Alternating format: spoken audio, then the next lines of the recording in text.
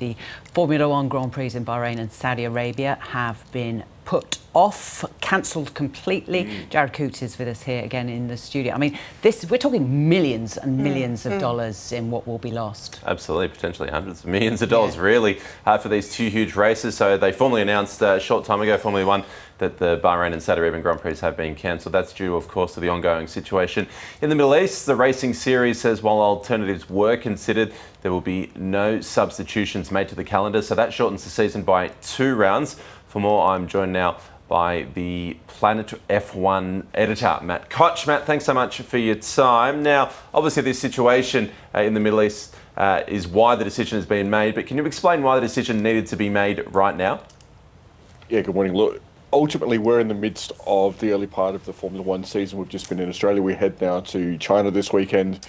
But what happens from here is freight splinters. So part of what the teams are using will go on a boat and is scheduled to go, or was scheduled to go, to Bahrain for that event, rather than on to Japan in a couple of weeks' time. So from here on, the logistics of Formula One basically dictated that freight that's due to leave on Monday had to have a destination. As a result, a decision really had to be made today, or my intel suggests it was actually probably made on Thursday and finally formally communicated this morning. Now, the F1 did say that some alternatives were considered. Where do you think they might have been?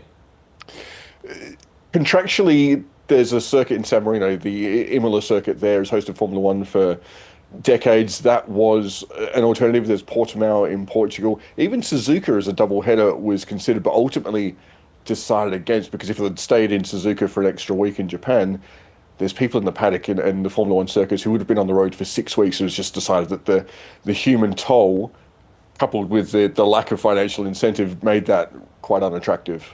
Yeah, that all kind of makes sense. So with these 2 races removed, do you think it favours any teams or any drivers in particular, these 2 specific races being removed? These specific races, yes and no. We're in the very early stages of a new regulation cycles, and we're seeing Mercedes really enjoying the early races here. George Russell is very, very fast. Kimi Antonelli's on pole for today's race.